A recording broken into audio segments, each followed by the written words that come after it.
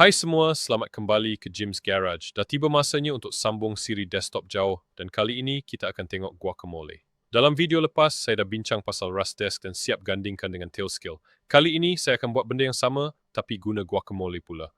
Guacamole ini memang bagus dan nampaknya ia jadi kegemaran ramai dalam komuniti Home Lab. Ia dibangunkan oleh Apache, sumber terbuka, percuma dan ada banyak dokumentasi. Saya seronok sangat sediakan benda ni dan hari ini saya nak kongsi konfigurasi saya dengan anda, bincang apa yang ia boleh dan tak boleh buat dan harapnya dapat selesaikan apa-apa masalah pemasangan yang anda hadapi. Baiklah, mari kita tengok gambaran ringkas, kemudian kita masuk ke tetapan dan lepas tu kita jalankan benda ni secara lokal dan juga dengan bantuan Mesh VPN. Tapi sebelum kita buat semua tu, saya nak beritahu tentang satu alat yang betul-betul dah tingkatkan cara saya belajar. Namanya Brilliant.org. Brilliant ni sememangnya cara paling berkesan untuk belajar kemahiran teknikal sebab anda bukan sekadar tonton video atau hafal fakta, tapi anda selesaikan masalah dalam setiap langkah. Pendekatan mereka adalah tentang pembelajaran aktif. Anda bina kemahiran menyelesaikan masalah yang sebenar dengan melakukannya sendiri, melalui visual yang intuitif dan maklum balas langkah demi langkah yang membantu anda berfikir seperti pembangun, saintis atau pereka sistem. Dan ini yang saya suka, ia dibina untuk konsistensi. Anda boleh belajar selama 10 hingga 15 minit sahaja sehari. Sangat mudah untuk bina tabiat belajar harian yang mantap tanpa rasa penat. Lagipun, ia boleh digunakan di telefon bimbit. Jadi, sama ada anda sedang dalam perjalanan, menunggu giliran, atau sedang berehat antara mesyuarat, anda boleh belajar di mana-mana sahaja. Tiada alasan lagi. Jika anda serius nak tingkatkan cara berfikir dalam matematik, sains komputer, fizik dan apa-apa sahaja, Brilliant memang pilihan yang tepat. Untuk mencuba semua yang ditawarkan oleh Brilliant secara percuma selama 30 hari penuh, layari pautan dan imbas kod QR di skrin. Anda juga akan dapat diskaun 20% untuk langganan premium tahunan. Sekarang, mari kita sambung kandungan kita. Sekarang, mari kita tengok sekilas seni bina yang disediakan di laman web rasmi. Anda boleh lihat di sini apabila kita mengaksesnya. Kita gunakan pelayar HTML5 di atas ini. Kita pergi ke pelayan kita di sini yang berada dalam kontainer. Dalam contoh ini, kita akan pasang dalam Docker, tapi anda tak semestinya kena buat begitu. Anda boleh semak dokumentasi di sebelah kiri untuk pasang Guacamole tanpa Docker. Tapi pada asasnya, kontainer Guacamole akan bersambung ke Guesc. Ada juga pangkalan data. Ingat perkara ini, kita akan bincang pasal konfigurasi sekejap lagi. Dan kemudian, kita akan halakan keluar dari kontainer itu melalui protokol berbeza bergantung pada OS yang kita nak akses. Biasanya, RDP, protokol desktop jauh, itu untuk Windows, tapi ia juga boleh digunakan untuk Linux, terutamanya Ubuntu, tapi selalunya VNC for Linux dan lain-lain. Iaitu kita boleh buat perkara seperti SSH ke dalam mesin maya dan kita boleh lakukannya dalam pelayar juga. Dokumentasi di sini untuk memasangnya adalah pelbagai dan terperinci, jadi pilihlah yang sesuai dengan anda. Tapi saya akan buat menggunakan Docker. Untuk persediaan Docker, satu-satunya bahagian yang agak mengelirukan mungkin adalah permulaan pangkalan data. Dalam kes ini, kita boleh scroll ke bawah di laman web rasmi dan ia menyatakan anda perlu sediakan pangkalan data sendiri. Kami tidak akan berikan skrip permulaan, tapi syukurlah saya jumpa skrip dalam talian untuk bantu kita. Tanpa membuang masa, terima kasih banyak-banyak kepada Bosch Kundendienst. Anda boleh betulkan sebutan saya di ruangan komen, tapi individu ini telah sudi cipta skrip untuk mudahkan proses pemasangan. Dan kalau anda nak tahu apa yang skrip itu buat, anda boleh semak file prepare.sh. Ia agak ringkas, tapi perkara paling penting di sini ialah apabila anda mulakan pangkalan data, anda perlu cipta beberapa jadual dan sebagainya, serta simpan kelayakan. Tapi pemasangan Apache Guacamole tak buat semua tu untuk anda. Ia mahu anda buat sendiri. Syukurlah, skrip ini akan lakukan perkara itu. Dan walaupun ini menggunakan proxy Nginx, saya dah buang bahagian itu dan masukkan proxy traffic. Itu proxy pilihan saya. Tapi syabas kepada individu ini. Saya nak berikan penghargaan kepada mereka. Sila layari GitHub mereka, berikan tanda suka dan sebagainya. Mereka dah buat kerja yang bagus di sini. Jadi tanpa membuang masa, mari kita mulakan persediaan Docker. Kita akan gunakan VES Code untuk ini dan anda boleh tonton video saya tentang cara pasang container dengan VVX Splash, Bidalimian dan sebagainya. Wahal with but menurut saya persediaan Docker end-to-end tak kehilangan with besokers ni. Tapi as such, they have analyze it. But fail compose yang saya ada ini bergantung pada GitHub yang saya sebutkan tadi, tapi saya ubah suai sedikit terutamanya Grace Craig's Taeyuak Inside. Having gone VSQL. Sebab saya buat begitu adalah kerana arahan untuk jalankan MySQL lebih cepat dan kita tak perlukan kelebihan Postgres untuk apa yang kita cuba capai dalam Home Lab ini. Tapi anda boleh jalankannya dengan Postgres kalau mahu. Tindakan ini agak mudah. Anda boleh lihat kita ada Guacdaemon berjalan di sini, kemudian kita ada pangkalan data berjalan di sini, dan lepas tu kita ada pelayan Guacamole itu sendiri. Yang perlu kita beri perhatian khusus ialah kita perlu jalankan ini dahulu. Dan apa yang ia akan buat ialah cipta semua folder yang kita perlukan dan anda boleh lihat di sini kita ada pelbagai volume dan sebagainya. Ia akan cipta volume tersebut dan kemudian ia akan mulakan pangkalan data. Mari kita tengok sekilas apa yang berlaku di sini. Kita sedang cipta file, kita ubah swy folder permulaan dan kemudian kita jalankan arahan ini, iaitu docker run. Dan pada asasnya apa yang dicipta ialah anda boleh lihat di sini anda boleh ubah kepada Postgres. Jika anda guna Postgres, ia akan cipta file init.db.sql ini. Dan apa yang kita perlu buat adalah cipta file itu dan kemudian kita akan lekapkan ke dalam kontainer dan anda akan lihat di sini. Dan itu akan mulakan semua jadual. Semua ini diambil daripada dokumentasi rasmi yang anda boleh lihat di sini. Kita kini menggunakan versi 1.60. Dan anda boleh lihat di sini bagaimana ia menggunakan arahan itu untuk mulakan pangkalan data dan kemudian ia akan lekapkannya. Di sini mereka menggunakan volume docker, tapi saya menggunakan bind mount. Jadi, jika kita semak keseluruhan tinanan ini dengan cepat untuk pastikan kita tahu apa yang berlaku, semua kontainer berada dalam rangkaian guak ini. Ia akan ada folder pemacu dan rekod untuk penyimpanan. Folder garis miring rekod, anda boleh rekod sesi yang anda lakukan, yang mana agak bagus. Pelayan MySQL, pada asasnya itu hanya menentukan kata laluan, nama pangkalan data, pengguna dan sebagainya. Dan kemudian kita ada skrip yang dilekapkan yang akan kita jana sekejap lagi. Dan akhirnya kita ada guacamole itu sendiri yang bergantung pada dua kontainer yang lain dan anda boleh lihat di sini dengan depends on. Sekarang kita ada nama host guacdaemon. Kita dah tentukan semua kelayakan pangkalan data di sini. Sudah tentu anda perlu tukar kelayakan ini, jadikan ia selamat. Tapi ini sekadar demonstrasi sahaja. Kemudian kita ada konteks aplikasi web untuk root. Jadi apa yang ia buat ialah kita tak perlu letak garis miring guacamole di hujung URL. Saya akan tunjukkan itu nanti. Dan kemudian kita tentukan rangkaian guac sekali lagi, tapi saya juga dah tambah rangkaian proxy di sini yang jika kita scroll ke bawah adalah apa yang saya akan gunakan untuk traffic. Jadi jika anda ikuti ini dan anda dah tonton video saya sebelum ini dan anda guna traffic sebagai proxy terbalik anda, ini akan menjalankannya dengan sijil SSL yang bagus. Dengan semua itu dah sedia, kita dah sedia untuk mulakan. Perkara pertama yang kita perlu buat ialah pastikan kita dah jalankan skrip ini. Jika anda baru sahaja muat turun ini, anda mungkin perlu ubah suai keizinan. Jadi anda mungkin perlu buat contohnya Kochon mode dan kemudian jadikannya boleh laksana untuk prepare ini. Ia kelihatan seperti itu. Dan harapnya apa yang kita boleh buat ialah jalankan sahaja skrip itu. Dan sebaik sahaja ia berjalan, anda boleh lihat di sebelah kiri ia dah cipta folder init dan rekod itu. Dan dalam init kita ada file initializeDB.sql. Anda boleh lihat di sini, tapi pada asasnya apa yang ia buat ialah menetapkan semua parameter konfigurasi untuk pangkalan data apabila ia mula-mula berjalan. Sekarang apa yang anda perlu buat ialah jalankan fail compose ini. Sekarang mari kita ke Portainer untuk tengok sekejap apa yang berlaku di sini. Anda boleh lihat Guacamole, QACC dan MySQL sedang berjalan. Pangkalan data dah dimulakan dan semuanya kelihatan baik di situ. Ia menyatakan ia sedia untuk sambungan. Baguslah. Daemon juga sedia dan sedang menunggu. Dan akhirnya Guacamole nampaknya ia dah bersambung dan ya, sekarang ia dah sedia. Jadi sekarang anda dah sedia untuk akses benda ni dalam pelayar anda. Sebagai rekod, jika kita tengok pelayar saya di sini, kita sepatutnya boleh pergi ke guacamole.jimsgarage.co.uk dan akses melalui pelayar. Jadi jika saya masukkan ini ke dalam pelayar saya, harapnya saya akan sampai ke halaman log masuk. Sila ambil perhatian jika anda terlalu cepat mengaksesnya selepas memasangnya, ia mungkin mengambil masa beberapa saat untuk mula dan selesai. Tapi sekarang kita dah berada di halaman log masuk. Kita perlu log masuk dengan admin Lale yang jika anda rujuk semula fail compose saya, anda akan lihat ia adalah guacadmin yang diulang 2 kali. Jadi dengan nama pengguna dan kata laluan guacadmin, kita sepatutnya boleh log masuk buat kali pertama. Dan perhatikan apa yang berlaku di sini, menukar kata laluan, sudah tentu ia mengesan ini sebagai kata laluan yang biasa digunakan sebab ia adalah lalai. Sekarang apa yang saya syorkan anda buat sebelum pergi lebih jauh ialah pergi ke tetapan dan cipta contohnya pengguna baharu. Kita tak semestinya nak log masuk sebagai admin.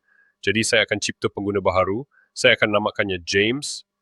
Saya akan berikan kata laluan yang selamat iaitu James dan saya akan berikan keupayaan untuk cipta sambungan baharu, kumpulan baharu dan saya akan tukar kata laluan saya sendiri. Mari klik simpan. Dan kemudian harapnya saya boleh log keluar. Dan harapnya kali ini kita boleh log masuk dengan pengguna baharu itu. Ya, kita boleh. Dan sekarang kita ada persediaan yang lebih selamat, terutamanya jika anda akan gunakan ini dalam persekitaran perusahaan tempat kerja. Anda pastinya mahu ada kawalan terhadap keizinan dan apa yang orang boleh buat dan sebagainya. Sekarang jika kita pergi ke tetapan pada pengguna ini, apa yang kita boleh lihat hanyalah sambungan dan keutamaan untuk pengguna yang saya gunakan ini. Perkara seperti kita boleh tukar kata laluan sebab kita dah tentukannya. Mari log masuk semula sebagai admin dengan cepat sebab saya nak berikan gambaran ringkas tentang semua tetapan yang ada sebelum kita mula sediakan sambungan pertama kita. Kali ini jika kita pergi ke tetapan dengan akaun admin, anda akan lihat kita ada lebih banyak perkara. Kita ada sejarah sambungan sebelum ini. Kita ada semua pengguna yang kita boleh uruskan, kita ada kumpulan yang kita boleh tetapkan untuk masukkan orang ke dalamnya. Ini berguna jika anda ada contohnya orang di wilayah berbeza, orang di bahagian perniagaan yang berbeza dan sebagainya. Kita juga ada sambungan dan kita akan bincang pasal itu sekejap lagi. Dan kemudian kita ada keutamaan standard yang anda dah lihat sebelum ini. Dan kita juga ada perubahan pada cara kita buat kaedah input lalai dan emulasi tertikus. Jadi saya akan log masuk semula sebagai pengguna saya yang satu lagi dengan cepat untuk tunjukkan amalan yang baik. Sekarang saya dah log masuk semula sebagai James, mari kita cipta sambungan pertama kita. Sama sahaja, malah menggunakan mesin yang sama. Anda boleh lihat saya masih ada nama Rust Desk. Pada asasnya saya dah cipta mesin desktop Linux, mesin Maya, Windows 11 Standard, and then finally just a Linux dengan SSH diaktifkan. Jadi ini adalah gabungan sistem operasi biasa yang anda akan jumpa dalam home lab anda. Sekarang untuk cipta sambungan baharu, kita hanya perlu klik sambungan baharu. Tapi idea yang baik dahulu adalah untuk cipta kumpulan yang kita boleh tetapkan sambungan kepadanya. Jadi jika kita klik pada kumpulan baharu, mari kita cipta contohnya home lab. Dan itu akan berada dalam root dan saya akan biarkan yang lain sebagai lalai. Sekarang apabila saya klik simpan, anda boleh lihat kita ada home lab. Dan kemudian mungkin dalam kumpulan ini kita nak cipta dalam home lab, mungkin kita ada sesuatu seperti Windows. Kita klik simpan. Dan mungkin lepas tu kita ada sesuatu seperti, saya tak tahu, Linux. Sekarang anda boleh lihat bagaimana anda boleh mula masukkan kumpulan berbeza, yang mana agak menarik. Dan sekarang apabila kita cipta sambungan baharu, kita akan dapat tentukan ke mana kita nak ia pergi. Jadi katakan sebagai contoh, mula-mula kita buat mesin Maya Windows itu. Untuk yang ini, saya akan cipta Windows 11 dan protokolnya seperti yang anda tahu mungkin adalah RDP, Protokol Desktop Jauh, itu protokol Windows. And if we actually scroll down, the bit that we want really is here, the host name, the port, and then later on the authentication. Alamat IP mesin Maya Windows 11 yang saya cipta berakhir dengan 134 dan port lalai sepatutnya 3389. Saya rasa anda tak perlu isi bahagian itu, tapi ia cuma sekiranya ia berjalan pada port yang berbeza. Sekarang selepas isi nama pengguna dan kata laluan saya sepatutnya boleh mula mengkonfigurasi mod keselamatan. Mod keselamatan untuk Windows RDP sepatutnya NLA, Network Level Authentication. Dan disebabkan ini menggunakan sijil ditandatangani sendiri, kita akan klik untuk abaikan sijil pelayan. Sekarang jika kita pergi ke bawah sedikit lagi, anda boleh tengok beberapa ciri yang lebih maju. Contohnya, jika anda ada persekitaran Windows yang lebih besar dan anda ada remote desktop gateway, anda boleh jalankannya melaluinya. Anda juga boleh buat beberapa tetapan asas seperti program yang anda nak muatkan apabila anda masuk, susun atur papan kekunci berbeza bagi setiap VM tertentu, mungkin anda letakkannya di kawasan berbeza, zon waktu berbeza dan semua perkara seperti itu. Anda juga boleh tentukan perkara seperti resolusi, kedalaman warna untuk apabila anda nak bersambung ke setiap mesin Maya. Anda juga boleh pilih sama ada anda nak aktifkan fungsi salin ke mesin Maya ini.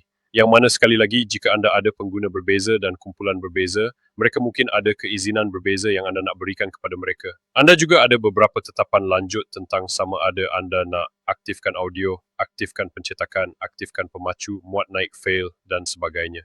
Dan kemudian anda ada beberapa penalaan prestasi, jadi jika anda menggunakan sambungan yang lambat, anda mungkin nak buat perkara seperti matikan kertas dinding dan semua perkara seperti itu.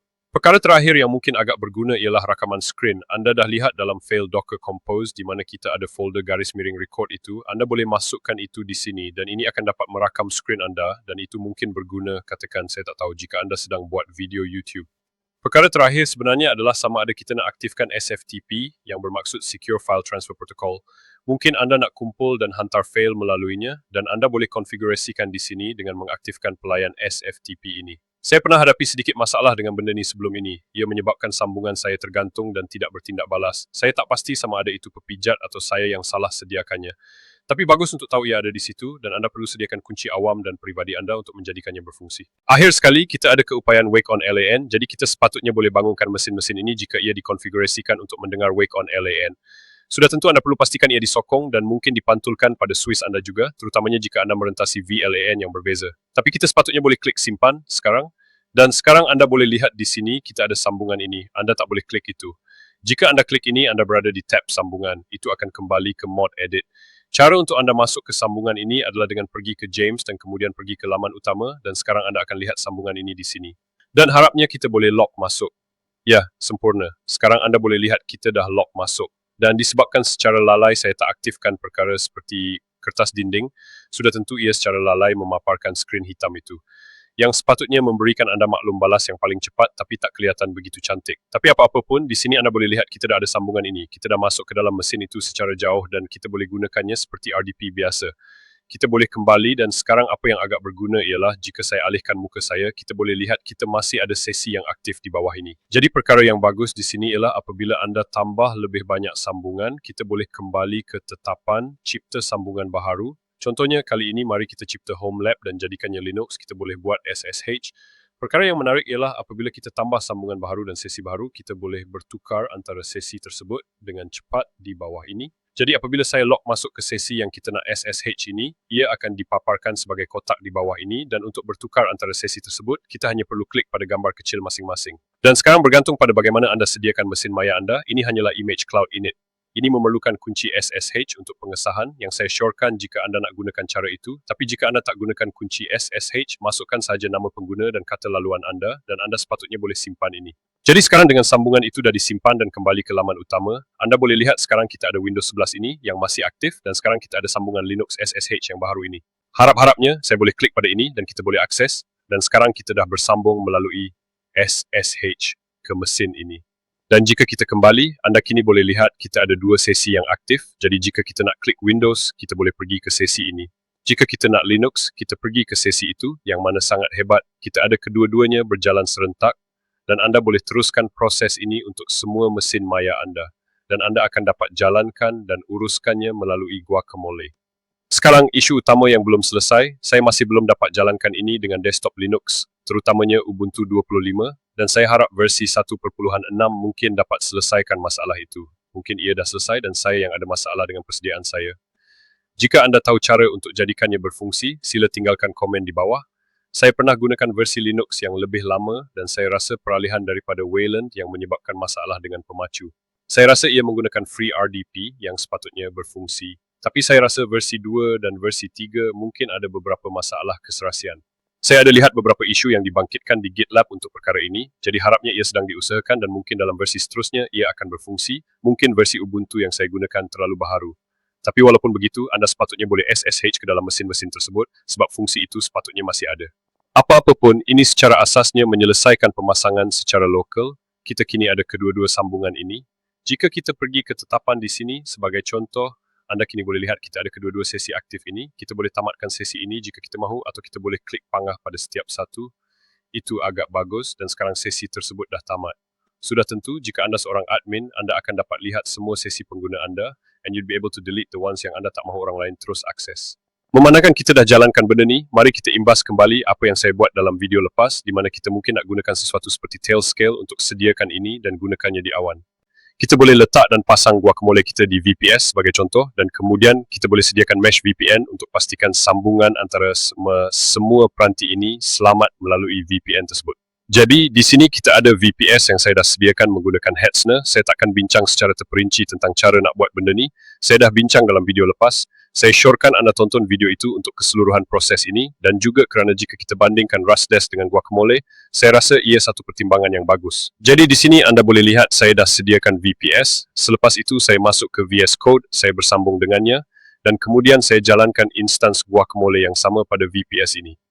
Selepas saya jalankan VPS, apa yang saya buat kemudian adalah pergi ke Tailscale dan saya pasang satu node padanya. Anda boleh lihat ini di bahagian bawah. Dengan node ini, anda boleh lihat alamat IP ialah 100 dan berakhir dengan 91 dan sekarang jika kita pergi ke tapak tersebut di sini, anda boleh lihat 100.91 pada port 8095. Jadi sekarang pada alamat IP itu, anda boleh lihat kita dah sampai ke Guacamole semula, tapi kelebihannya ialah semuanya berjalan melalui VPN, tiada akses luaran. Tapi dengan kelebihan memiliki VPS. Jadi jika kita nak buat semula pelayan kita, infrastruktur kita dan sebagainya, Guacamole sepatutnya masih aktif di sana dan membolehkan kita masuk secara jauh. Log masuk ke yang ini, kita boleh lihat kita ada pengalaman pengguna yang sama. Sekarang saya nak buat silap sikit di sini, saya akan cipta sambungan menggunakan akaun admin sahaja. Sudah tentu saya syorkan anda ikuti proses yang sama untuk sediakan pengguna baharu. Tapi mari kita buat sambungan di sini, kita akan buat sambungan baharu dan mari bersambung ke mesin Windows 11 itu. Tapi kali ini kita akan gunakan rangkaian Tailscale. Kali ini saya akan ambil alamat IP yang dikaitkan dengan rangkaian Tailscale. Saya akan masukkan port sekali lagi 3389, saya akan masukkan nama pengguna dan kata laluan yang sama seperti sebelum ini. Tetapkan semula mod keselamatan kepada NLA dan saya akan abaikan sijil itu. Scroll ke bawah dan saya akan klik simpan dan harapnya ini akan membolehkan saya bersambung ke mesin itu sekarang. Jadi, mari kita uji. Mari klik Windows 11 ini dan harap-harapnya, ya, kita dah masuk. Bagus. Itu memang apa yang kita jangkakan. Bagaimanapun, sekarang semua trafik ini dihalakan melalui VPS yang menjalankan Guacamole melalui Tailscale, yang mana sangat hebat. Terima kasih kerana menonton semua. Harapnya sekarang anda dah dapat gambaran keseluruhan tentang Guacamole dan anda boleh buat keputusan bagaimana anda nak pasangnya. Secara lokal, mungkin dengan VPS, mungkin dengan Tailscale, siapa tahu, terpulang kepada anda. Sekarang anda mungkin terfikir, James, yang mana satu anda akan guna? Soalan yang bagus. Saya mungkin akan pilih Guacamole, tapi semata-mata kerana saya agak malas dan saya tak nak pasang klien untuk Rustdesk pada setiap mesin. Tapi ada satu perkara penting. Rustdesk berfungsi dengan desktop Linux, manakala buat masa ini saya tak dapat jadikannya berfungsi dengan Guacamole. Bukanlah bermakna ia tak boleh, cuma saya tak tahu cara nak buat. Bagaimanapun itu nampaknya tidak menjadi masalah bagi saya sebab saya tak ada mana-mana desktop Linux, semuanya tanpa paparan dan saya boleh bersambung melalui SSH. Jadi saya akan gunakan versi Guacamole yang saya ada ini. Saya mungkin takkan buat dalam VPS, saya mungkin akan buat secara lokal, tapi itu hanya kerana saya akan letakkannya dalam cluster Kubernetes saya yang memang dah diklusterkan pun. Jadi saya tak pernah tutup semua mesin.